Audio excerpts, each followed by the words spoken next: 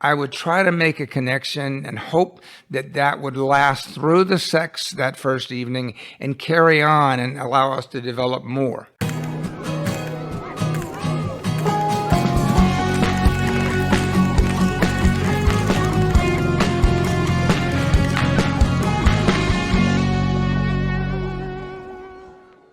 Hi, this is Mike Balaban. Welcome to another episode of BAMMER Tales.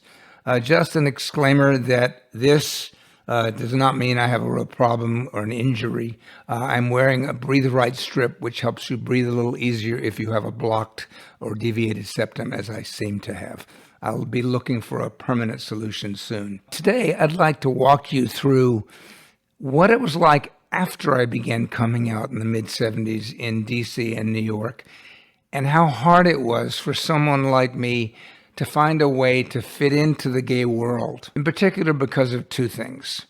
One was my own internalized homophobia, which had been planted there at a very young age as a child growing up in an extremely conservative, macho, jock-oriented culture. And the other was my demisexuality, though I had no idea that's what it was called at the time, and it wasn't full on yet, but in fact, I had a desire to meet somebody and find a partner, not to find a trick for the evening, which in that era, it was a time when sexual freedom was new for gay men. It was new and fun, and everybody was into it, and they were out trying to bed as many people as they could and have as much fun as they could. And I didn't want that.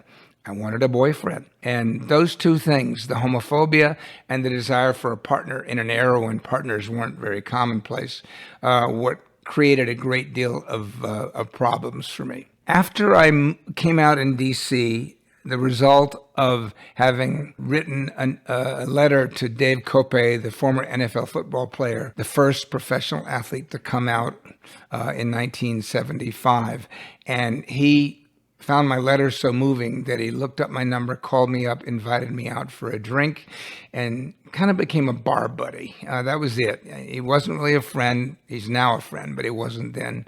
And yet it gave me hope because he was the first masculine, unaffected athlete who came out and was able to be openly gay and not miserable in his life. And that gave me hope that maybe I could do the same, although I couldn't really come out fully and widely because of the financial career I was in. I moved to New York soon thereafter, started a commercial bank training program, a conservative job in an industry where you could not afford to be known as gay at that time.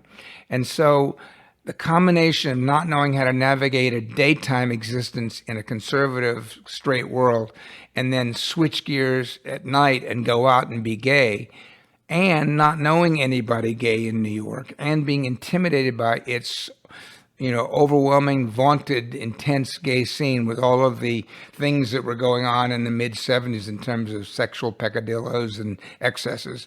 You can look at my story about visiting the mine shaft in 1979 for an example of that on YouTube. But I didn't want any of that. I wanted to meet somebody and date, and I had no idea where to begin. I didn't have a gay friend.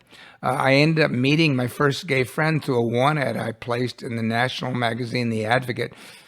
But he ended up being in Boston, and when it became apparent I wasn't attracted to him. I liked him, and he became my first gay friend, and I traveled with him on vacation, and I would go to Boston and meet some of his friends, and I didn't even know anybody gay in New York. So there I was in the mid to late 70s, and I was spending all my time with my straight fraternity brothers who I'd quietly come out to, my family, and my work colleagues, none of whom knew I was gay. And the most important was the guy I had a crush on, was in love with, and he became my best friend, and he was a big jock. And I obsessed about him. And for 2 or 3 years, all my energies were spent with those people, not out developing a gay network. I didn't have, again, as I said, not one gay friend in New York. It was only in 1979 when I quit that job, which I hated, and decided to drive cross country and visit my brother in San Diego and spend a summer. I learned how to be gay. I picked up some people on the drive cross country, one or two, or they picked me up. I met guys that summer in San Diego. One would become my boyfriend.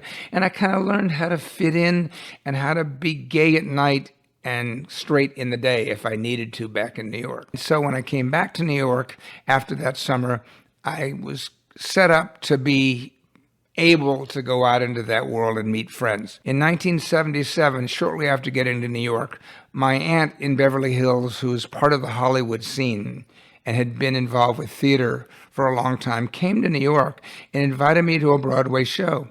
And I almost turned down her invitation because in my mind, and historically where I was raised, theater was associated with being gay and everyone would know I was gay because I went to the theater.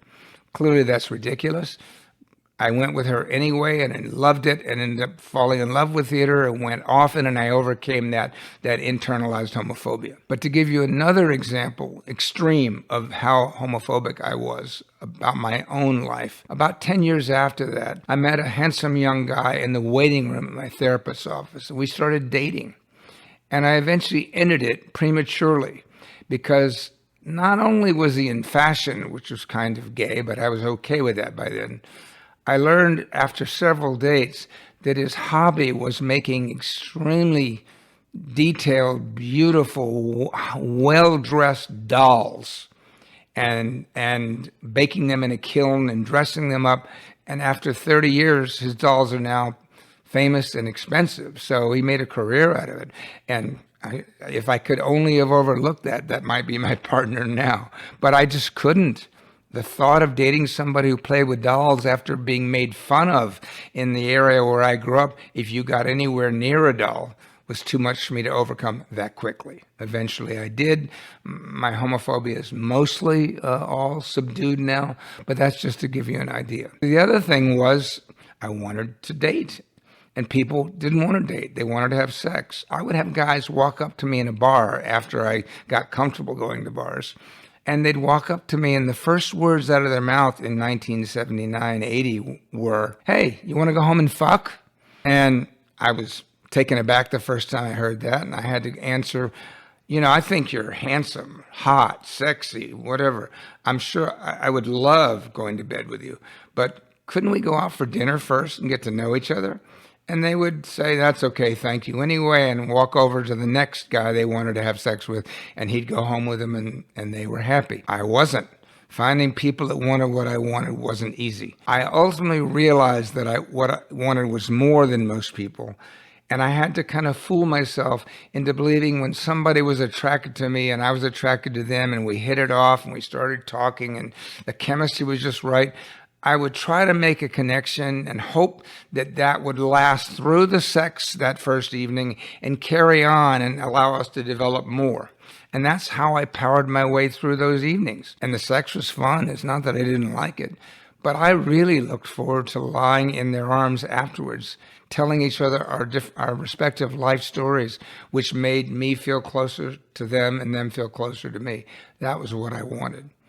And this was right up until 1981 when AIDS happened. It was basically a lost decade. I did have one boyfriend in there from 79 to 80 or 81, and it was more a boyfriend of convenience. It wasn't giving me what I wanted, but hey, I needed sex, and he pursued me hotly, and it was fine. But I wasn't feeling it the way I wanted to and the way I subsequently felt about boyfriends that I chose. And then again, when AIDS came, I stopped dating. I started being really careful. I mean, we still had sex during that decade, but not a lot, and very carefully with rubbers and with fear the whole time. Every time you got a sore throat or something, you went to the doctor. It wasn't until 1988 to 90 when I met my next boyfriend. For the first time, found somebody I wanted to be with and began to learn how to have long-term relationship dating skills. That's what somebody like me had to contend with in the 70s and 80s. The obstacles for everybody were great, but if you were internally homophobic and if you were, a demisexual in even not knowing it, you had other obstacles you had to overcome. Let me hear from you about your own coming out. I hope this has resonated. Thank you for listening. Mike Balaban, another episode of BAMMER Tales.